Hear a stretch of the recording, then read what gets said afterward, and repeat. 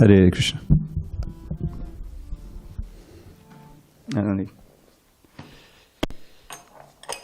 Jaya Radha Madhava Kunja Bihari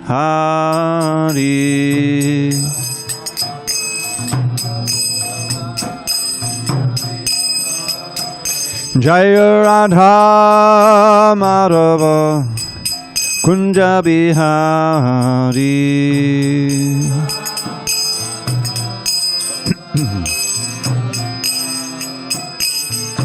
Gopi Janavallabha Girivardhari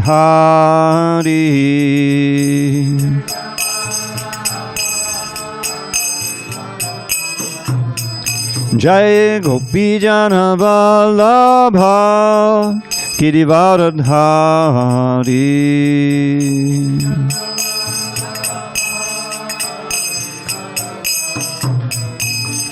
Yashodanandana Vrajana Ranjana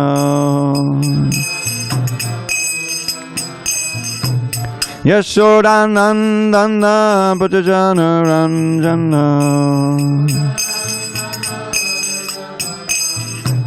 Jamuna Tira Vanachari Yamuna Tira Vanachari Jaya Radha Madhava Kunja Bihari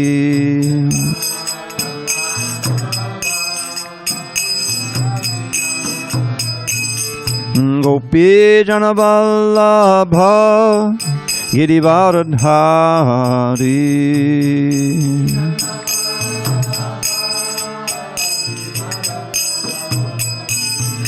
Yashodanandana Vrajana Ranjana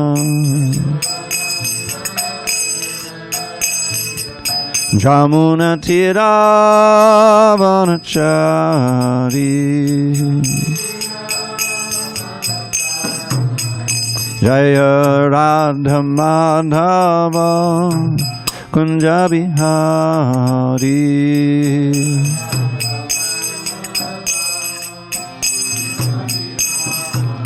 Jaya Radha Madhava Kunja Bihari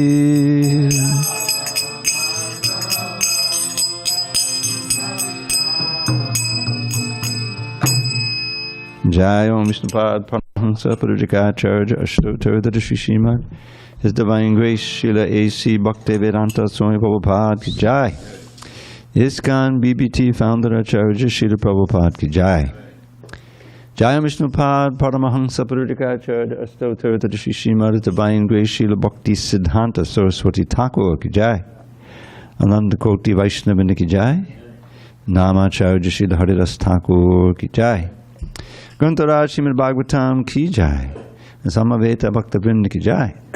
All glories to the assembled devotees. All glories to the assembled devotees. All glories to the assembled devotees. All glory to Shri Guru and Gauranga. All right, just give me 1 second.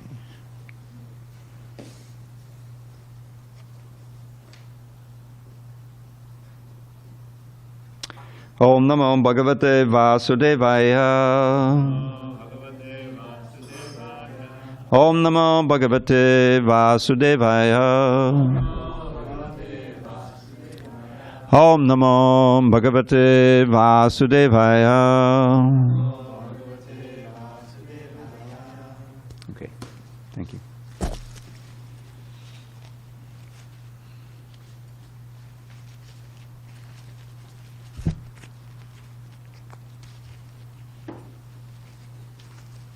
Okay.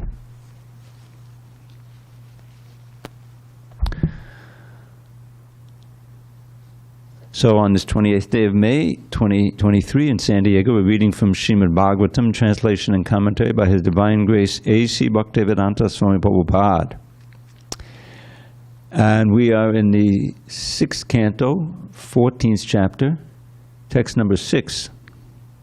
And it's entitled, the chapter is King Chitraketu's Lamentation. But before we begin, Narayana Namaskritya Narang Chaiva Narottamam Devim Saraswatim Vyasam Tato Jayamudirayet.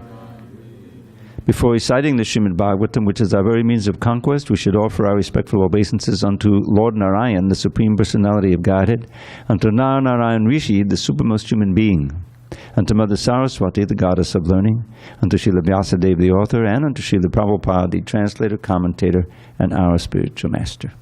Nashta Prayesha Bhadreshu Nityam Bhagavata Sevaya Bhagavatyuttama Shloke Bhakti Bhavati Naishtaki. By regular attendance in classes on Srimad Bhagavatam and rendering devotional service to the pure devotee, all that is inauspicious within the heart is destroyed almost to nil, and loving devotion to the Supreme Lord, who is glorified in transcendental songs, is established as an irrevocable fact. Can we get those, shut those for me? The curtains, just the curtains. Thank you. Okay, starting with the text, we'll do word by word. Vṛtrāsura tu sa katam papaha sarva lokovatapanaha ittam dridha matihi Krishna asit sangrama ubane Vṛtrāsura sakatam papa sarvalokopatapanaha ittam dridhamati Krishna asit sangrama ulbane. Vṛtrāsura sakatam papa sarvalokopatapanaha ittam dridhamati Krishna asit sangrama ulbane. Vṛtrāsura sakatam papa sarvalokopatapanaha ittam dridhamati Krishna asit sangrama ulbane.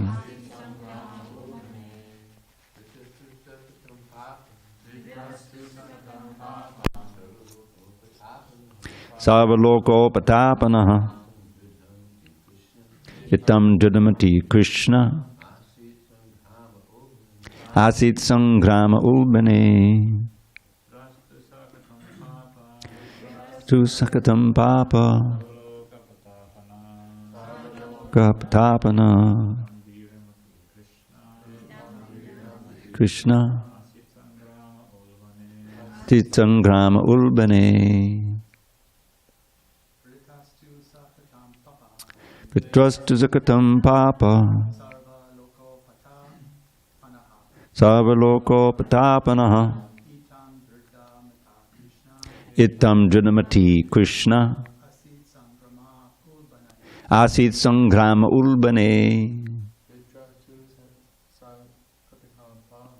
Vṛtrāsura sakatam papa sarvalokopatapanaha ittam dridhamati Krishna asit sangrama ubane. Vṛtrāsura sakatam papa sarvalokopatapanaha dridhamati Krishna asit sangrama ubane. Ladies?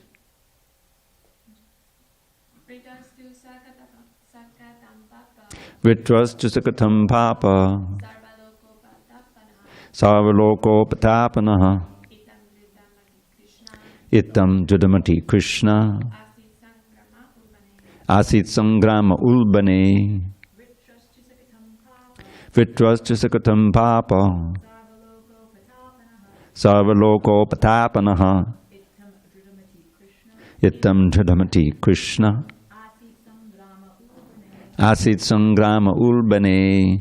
Vṛtraha Vṛtrāsura. 2. But. Sahi. He. Katam. How. Papaha. Although sinful. Getting the body of a demon. Sarvaloka. Of all the 3 worlds. Upatapanaha. The cause of suffering. Ittam. Such. Dridamatihi.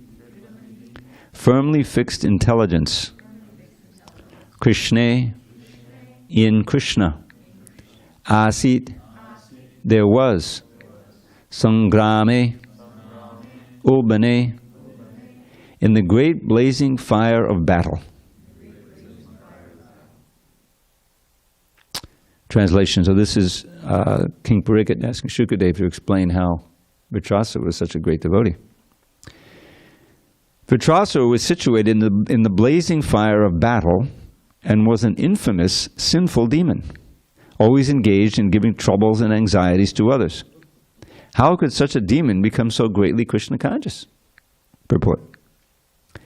It has been described in the previous verse that a Narayana Parayana, a pure devotee, is rarely found even among millions and millions of persons.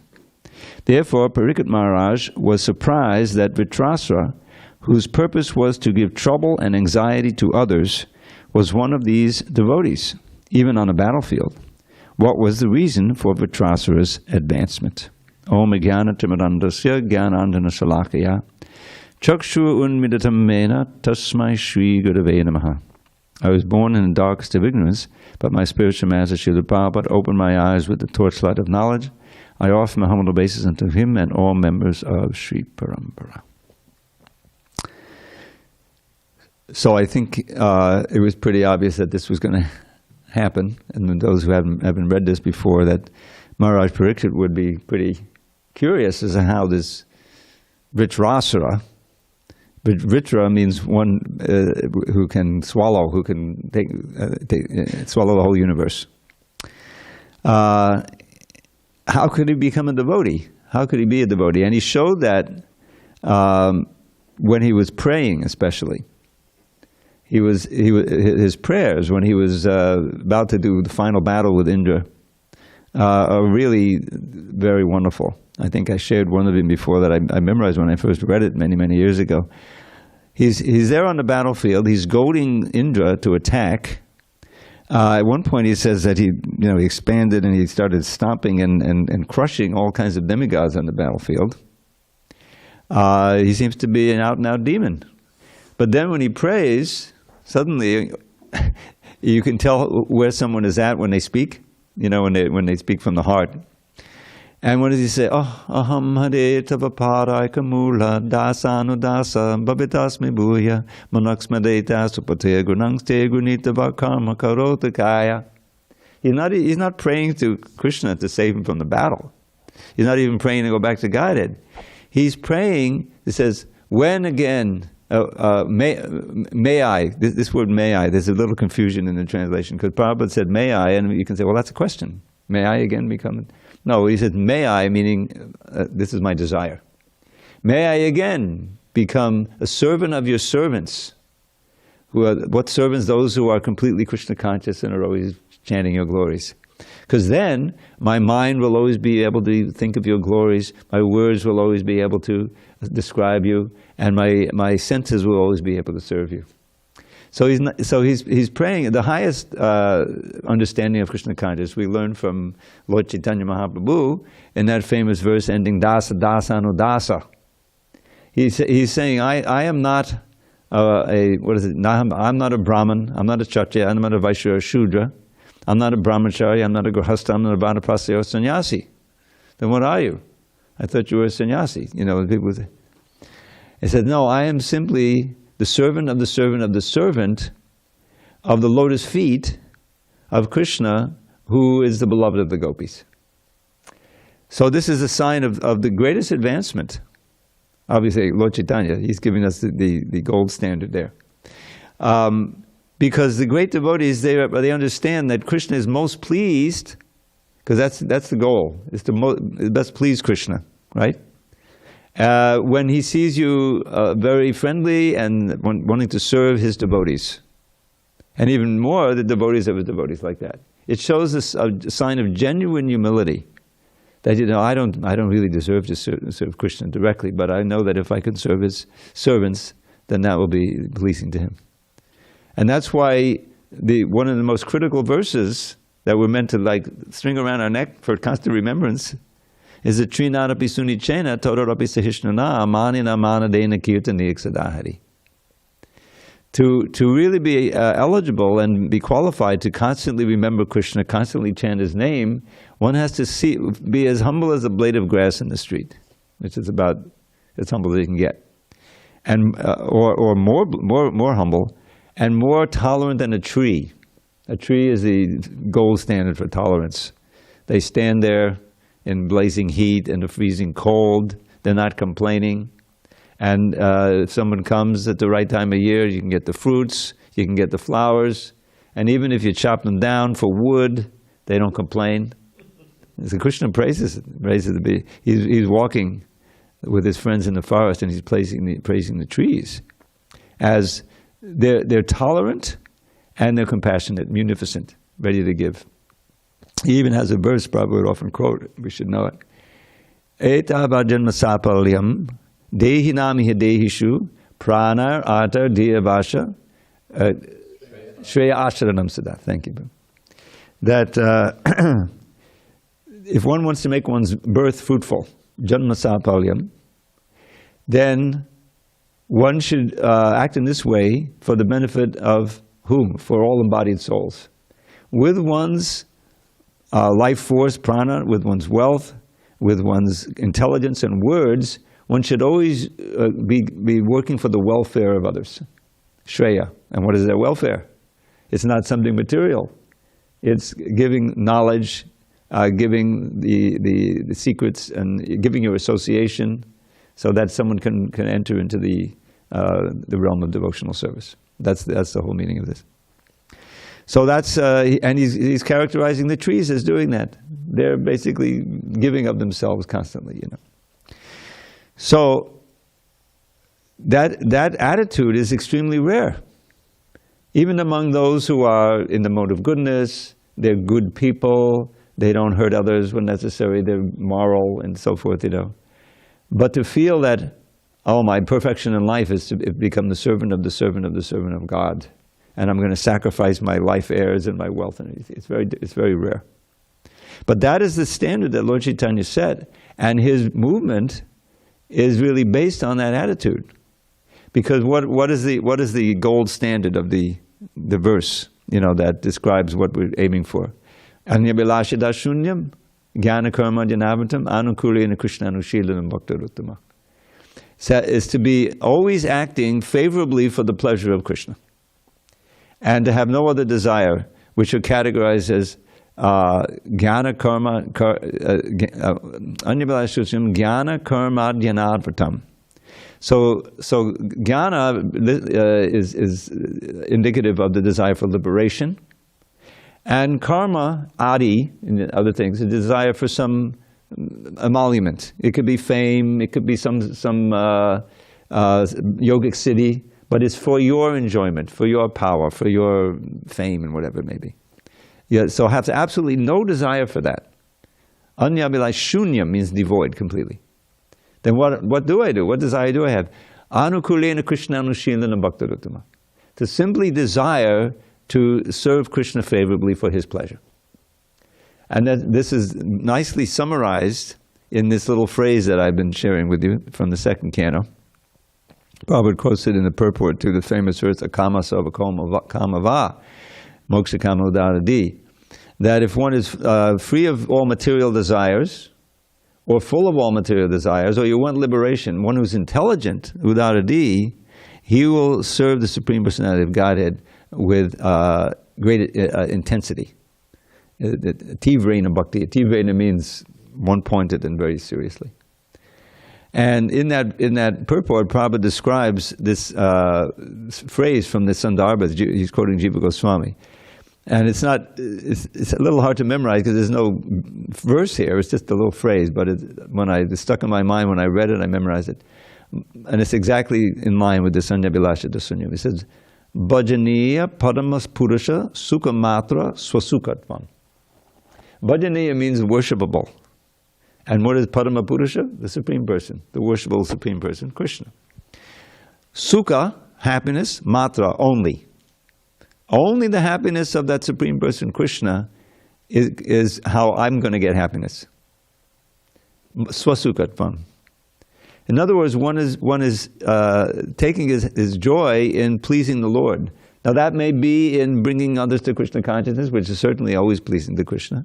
It may be in working on the altar, and it's certainly chanting his name. All the ways that we've been given by Lord Chaitanya and his descendants, like Rupa Goswami, the description we've been given. That's what's working favorably for Krishna. But to have that as one's only means of happiness, that's what you aspire for. That's pure devotion. And that's the gold standard. That's what Lord Chaitanya came to give. And what's amazing here is, because I kind of step back from this, because the last verse is very famous. Prabhupada also, the one in the previous verse. Muktanam abhisaddhanam narayana parayana sudurlabha prashantatma koti shopi mahamune. It says, even among those who are liberated and who are perfected, meaning that they understand the difference between the self and the body, Muktam Visadam, it's very, very rare to find a Narayana Parayana. It's a very nice phrase. You can use poetic. Narayana Parayana. Parayana means something that you're fully dedicated to. You can be Maya Parayana also. Most people are. But Narayana Parayana means that your life and soul is Narayana. Sudurlabha Prashantatma, it's very difficult to find. Even those who are siddhis, just like Krishna says in the 7th chapter, right? Manushyanam sahasreshu kastya jadadi siddhaye yatatama bisiddhanam kastyan mam veti tatvataha. It says, out of all the human beings, Manushyanam sahasreshu, thousands and thousands, millions, there's very, very rare to find someone who's really striving for perfection. Yatatam, siddhi is perfection. And yatatama bisiddhanam, those who have achieved perfection, meaning I know the difference between the body and the soul, and like that, that's perfection in this context. There's very, very rare to find one who knows me in truth. Because Krishna only reveals himself in truth to his pure devotees. We can get some idea of Krishna by reading and so forth, but unless we're actually situated in pure devotion, he's not going to reveal all of his intimate truths. That's there in Bhagavad Gita, near the end, very, very distinctly. Bhaktya mam abhijanati yabanyasmasri tattvataha. Tato mam tattvato gyagavishate tadanantaram. This word tattva appears twice in that verse. Only by bhakti can I be known in truth. Because only by bhakti do I feel inspired to reveal myself. That's the only way we know Krishna. He reveals himself. Sometimes he'll reveal himself often through his pure devotees, and through the Shastra. But what can we know of that? What can we actually understand? That understanding and that eligibility to really understand it in truth comes from purification, purity. Prabhupada would always quote this verse at the end of the 7th chapter.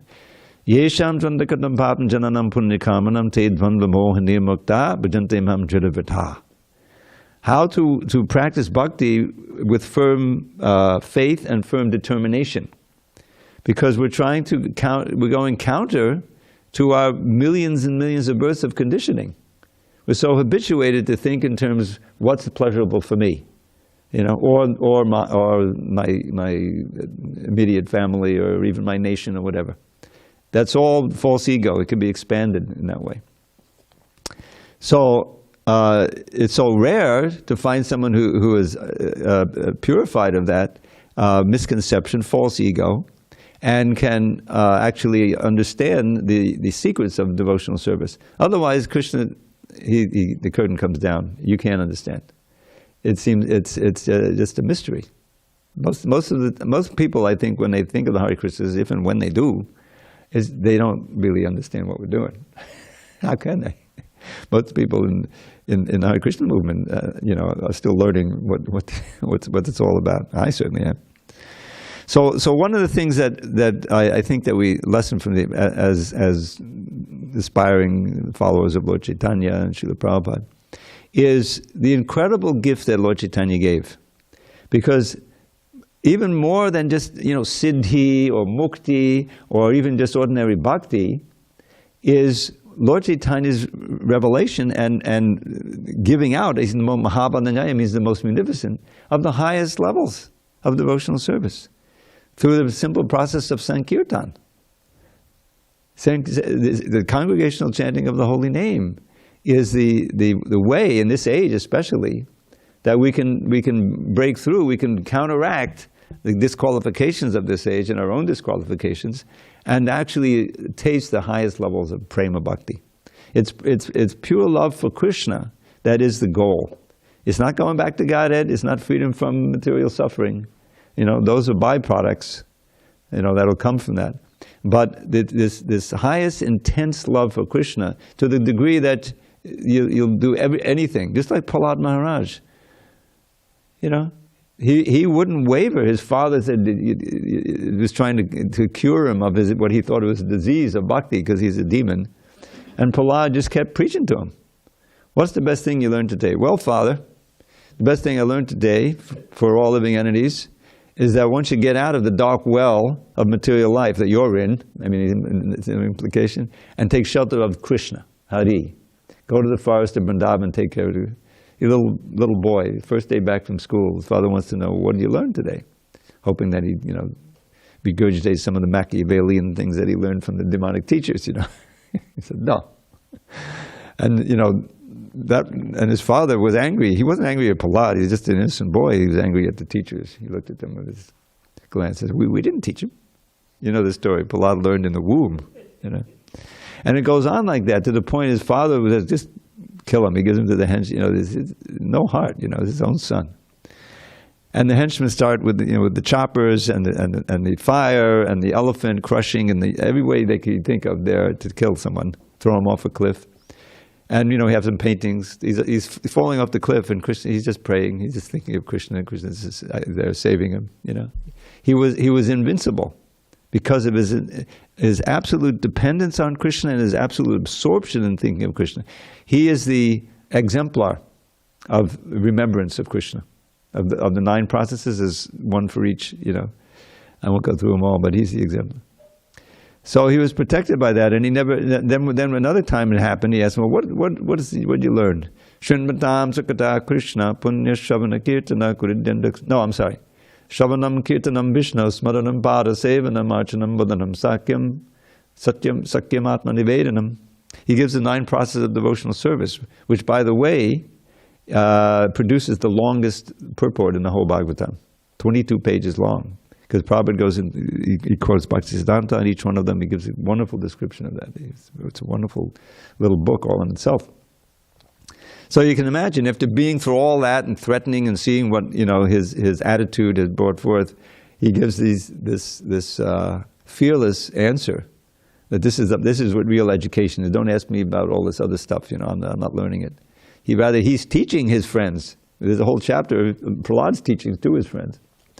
So anyway, what I'm getting at is that this is the Bhagavatam. I just want to share this verse with you because we can see the importance of the Bhagavatam. There's a verse from the Chaitanya Manjusha. It's not from Bhagavatam, describing the essential teachings of Lord Chaitanya. And it goes like this: Aradhyo Bhagavan Vajeshatanayas Tadama Vrindavanam Ramya Kachadupasana Vardavadu Vargena Yakalpita Srimad Bhagavatam Pramanam Amalam Prema Pumarto Mahan Shri Chaitanya Mahaprabhu Matamatam Tatradharagna Paraha. So he starts out, one should worship Bhagavan. Well, that's not so unusual. That's every teacher would teach that. But who is that Bhagavan? What form of Bhagavan? Vrajeshatanayas, the son of the king of Braj, in other words, Krishna in Vrindavan. And one should worship Vrindavan as equally sacred, Vrindavanam. How should one worship? Ramya Kachadupasana Vardavadu Vagenia Kalpita. The best example of the worship is the gopis, the wives of the men of the cowherd men. What's the evidence for all this anyway? Srimad Bhagavatam Pramanam Amalam. The supreme evidence is the Amala Purana, the fruit of all the Vedas, the Srimad Bhagavatam. Okay, what's the goal of all? Prema Pumarto Mahan. That's where this phrase comes, that little phrase you can learn all in and of itself. The supreme goal for all human beings is prema, pure love for Krishna. Prema, pum. Pum is short for pungsa, means human being, a person. Artha, goal. Mahan, the great goal of human life is love for Krishna. And this is what Lord Chaitanya taught, and I don't know anything beyond it. Whoever wrote this verse, I don't even know who wrote it. It's in this Chaitanya Manjusha, which is a collection of verses about Lord Chaitanya. So and how to achieve it? Well, that's not mentioned there, but it's the Sankirtan movement. In other words, it's been made available to us who have not meditated for thousands of years, become siddhas, understanding the difference between the body and the soul and all these different things. No, this is a special gift that Krishna gives when he comes once in the day of Brahma as Lord Chaitanya, and he cuts through all the preconditions and preconceptions. Prabhupada, I listen to Prabhupada lecture all the time, and you get a lot of insight sometimes into what's going on in the movement, because he's talking about one disciple, I forget who it was, who went to, I don't know, Puri or someplace, and there were various Brahmins worshiping the deity, and one of them said to them, because here's these American sannyasi, what is this? And he says, in order for you to really progress, you'll have to take birth as a Brahmin in India, then you can really. So he went back and told Prabhupada, and he was, he says, this is not shastric, this is not, it's contrary. And he quoted probably Kirata Hunanda Pulinda Pukasha. There's a verse in the second canto where Shukadeva is offering prayers before he begins instructing Pariksit.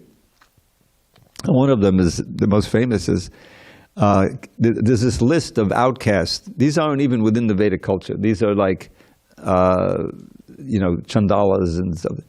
Kirata Hunanda Pulinda Pulkashad, and probably explains each of the one. The Kasas are the Chinese and the Mongolians, that side.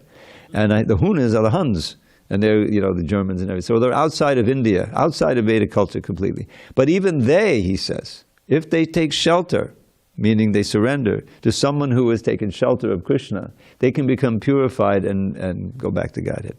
And on the basis of that, and many other verses like that, where Krishna says, even if they're performing, if they perform the most sinful activities, if they're worshipping me, one pointedly, they should be considered sadhus. In other words, the process is such that anyone can be purified. And what's the great evidence? Of course, Jagai Madai. They were fallen Brahmins, they were doing all kinds of sin. But they got the mercy of Lord Nityananda, who's a divine preacher. So this section is kind of, brings to mind that. Because we'll learn about who Vṛtrāsura really was. And he was really Chitraketu, who had offended Lord Shiva and Parvati, and was cursed by Parvati to become a demon. So he accepted it. Oh, so that's my fate now. But even though he became a demon in the sense of he took on the body of the demon Vṛtrāsura, he was actually a devotee inside. So he had some of these demonic qualities outside he manifested. He had to, of course, get Indra to fight with him. If he's just, surrendering and chanting Hare Krishna, then Indra's not going to kill him. So he had to come, fight him, and he knocked him on the head with his club, and Indra dropped his this special thunderbolt that he had fashioned from the bones of the Dichi, all this amazing stuff. And Indra was then depressed. Well, now I've lost, because normally if you do that, then your enemy comes in and kills you. But that wasn't Vṛtrāsura's purpose. It's Chitraketu. He wanted to be killed, get rid of the demonic body, and go back to Godhead, because he was back. So he said, "Pick it up, pick it up." He said, "I said, no. Yes, and he's got to encourage him." So he picks it up, and then finally, with that thunderbolt, which had been so empowered, he was able to destroy the weapons that Vṛtrāsura was throwing, and finally he cuts off his left arm or right arm, I forget which is it. And Vṛtrāsura is lying there bleeding, but then that's at the end. He swallows up Indra, right? He swallowed him up. Did Irabhata get swallowed too? I don't know if he was. Wow, because how big he is. He's a big elephant. Anyway, This Vṛtrāsura can expand. But that would normally be the end of someone, right, if you get swallowed? It wasn't, because he was protected by the Narayana Kavacha. So Indra couldn't be killed that way, and then with his magic thunderbolt, he cuts his way out. It's quite gruesome. And then he starts decapitating Vṛtrāsura. It took him a year, because he was so big and strong. And then Vṛtrāsura was successful. But then Indra had to deal with all the sinful reactions for killing another Brahmin. And so he had some problems, so that finally he was purified and resumed his place in the heavenly planets. So this pastime, one of the things that I think it should awaken in us is a great appreciation for what we've been given. Because, let's face it, I mean, I like to tell the story when I first read the Bhagavad Gita, which wasn't Prabhupada's Bhagavad Gita. It was just a little paperback of the translations back in the early 70s. I came to that 16th chapter, and I said, oh, now I'm getting described here. Now I understand where I'm at, those demonic qualities. And that just being part of Kali Yuga, it's inevitable that one is, if you don't have the exposure to Lord Chaitanya's movement and his teachings and the Hare Krishna mantra, and if you're not fortunate enough to be open to and receptive to the knowledge and to the practice and to the association, then you're helpless in this age. It's such a contaminated age, such a dangerous age. I mean, I remember, I like to give this example because many of you weren't around. I don't think anyone was around at that time. The Cuban Missile Crisis. This was 1962. And I was 14 years old.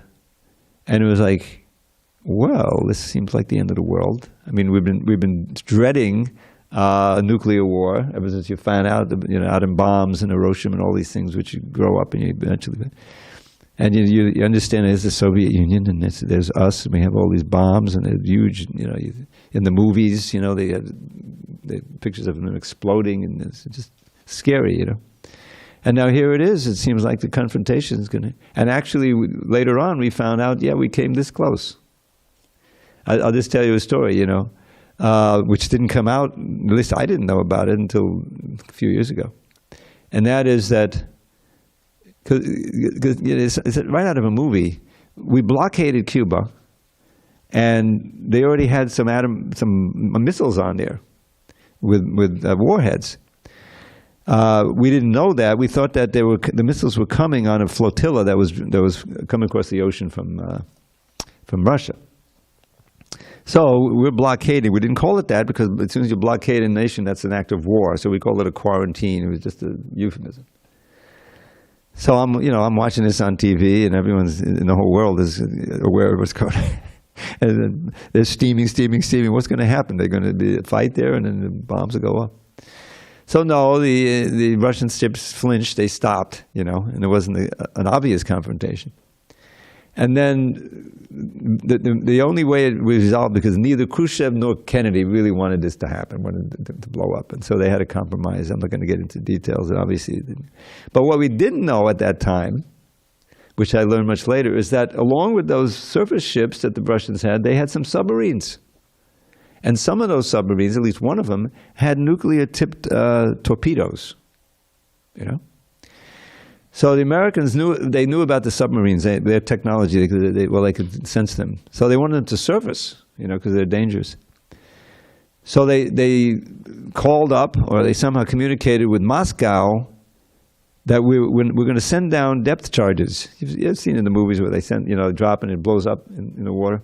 And if they're a certain kind, they can blow up a submarine. So, but these are not lethal death charges. These are just to get them to surface. We want them to surface, that's all. But how are the Moscow guys going to, communicate with the technology wasn't there. They couldn't really tell them, so they didn't know. So the depth charges started to come down, and they thought they were being bombed.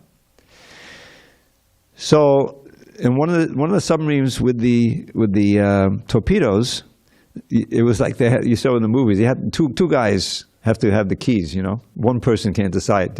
But they both decided, there's a war going on up there, and they're trying to kill us, so we're going to send out our torpedoes. By Krishna's arrangement, the admiral of the whole fleet was on that submarine. And he had more authority. They said, no, this doesn't make any sense. There can't be a war going on. And so they surfaced and they found out, okay, there's no war. That's how close it was. If they had shot those and sunk one of our destroyers or aircraft carriers, it would have been all over. So we wouldn't have been sitting here. So this is the nature of this world, is that there's danger at every step. And into this Kali Yuga, right, comes Lord Chaitanya. And Krishna comes in order to give the highest good and that anyone can take it up from any platform. Doesn't matter who you are, what your background is, anyone can chant Hare Krishna at any time and become purified and ultimately attain pure love of God. So it's almost like, we were the little Vṛtrāsuras running around, but actually all of us are devotees inside, right? Everybody's a fallen soul from the spiritual world. We're all devotees, but we're very, very covered over by millions of births associated with the modes of nature. But all that can be cleansed away by the powerful, powerful process of Sankirtan, if we take it seriously. And we can manifest our actual devotional nature. This is why, so much of these smarta Brahmins in India said, well, this is ridiculous. Because they're thinking they're too contaminated. They have to take birth as Brahmins. But that's a sign of being an atheist. There's a verse, Arche Vishnav Shiladir Gurushanadbhatir Vaishnave Jati Buddhir. It goes through a list. Those who think that the beautiful deities in the temple are simply marble statues, Shila, this stone, that the guru is an ordinary man, that Vaishnavas are according to birth, you judge them, who think that the water that washes the feet of the deity or the pure devotee is just ordinary water, that the holy name is just ordinary sound. In other words, Mayavad. Everything is Maya. Everything is composed of the material energy, and you're just, idealizing it, but that's not reality. That's a sign. What is it? Naistiki. Vishwa Sarveshwari Taritada Samadir. I forget the word.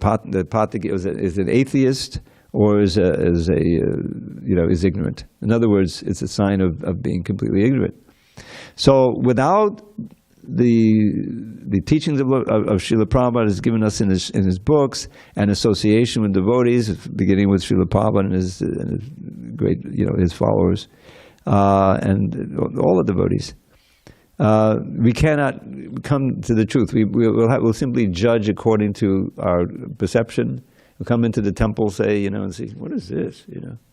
I remember when I was in New York, this happened. This was in the big temple in New York, 55th Street. I spent 2 years there.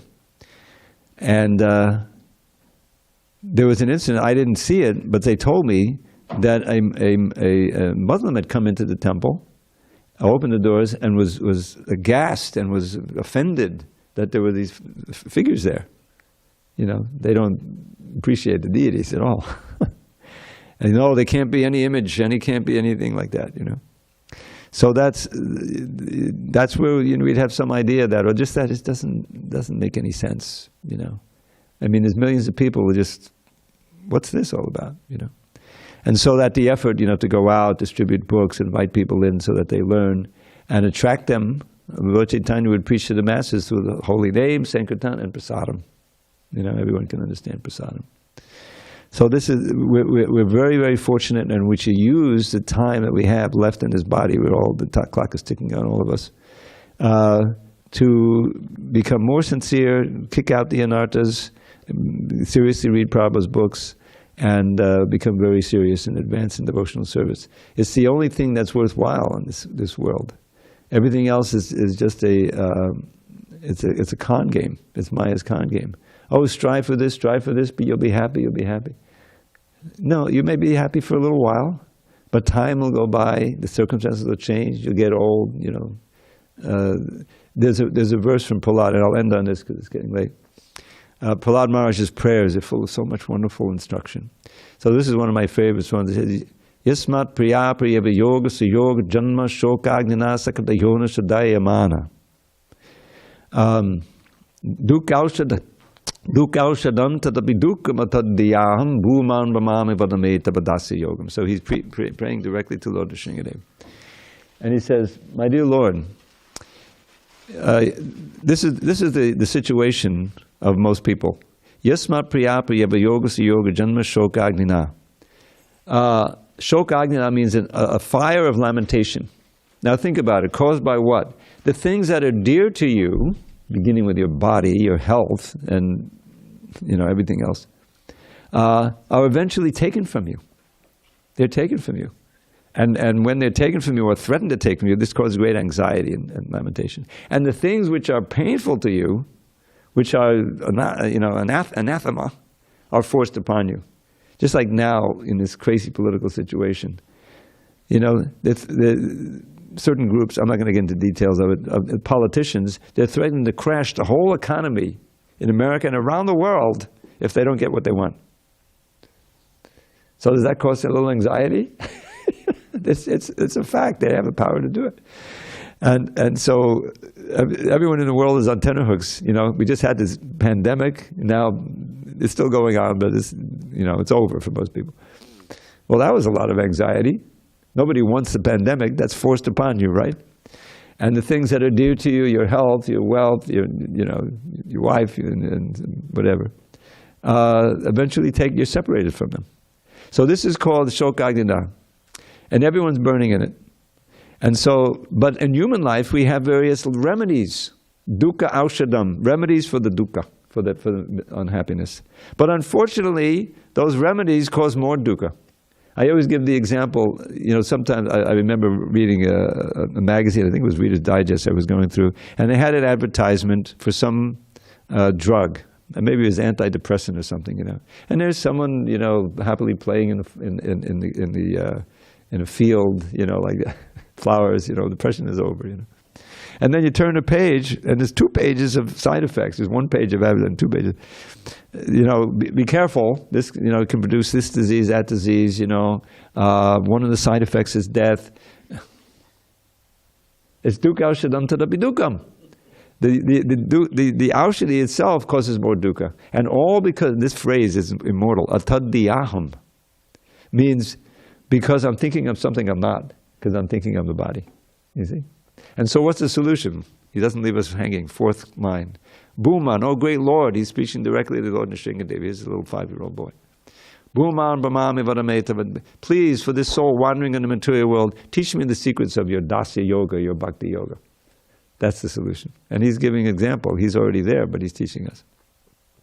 So Lord, this wonderful, treasure of knowledge Prabhupada has given us in the Bhagavatam, the CC, the Nectar Devotion, Krishna book, other books. This is really our refuge, because with that knowledge, you'll become determined to act on it and overcome the hesitancies and the anarthas and things like that. Knowledge is so important. All right, I'll stop there. It's a little late. Any questions, comments on some of these points? Okay. Yamuna Jivana. You had mentioned Prabhupada speaks for 22 pages about the 9 stages of devotional service. Yes, that's in the purport. Where is that at? I'd like to find that. It's I'm not sure. I think it's 7th canto, chapter 8, probably. The Prahlad Maharaj. You can just look up in the index, Shravanam Kirtanam Vishnam. There's a verse index in the books, actually. Okay. Or, on the database you'll find it. If not, I'll give you. I don't know the number particularly. Anyone else locally? Anyone remotely? Vijay Krishna must be. It's a Sunday. Okay. All glories to Srila Prabhupada. Thank you very much.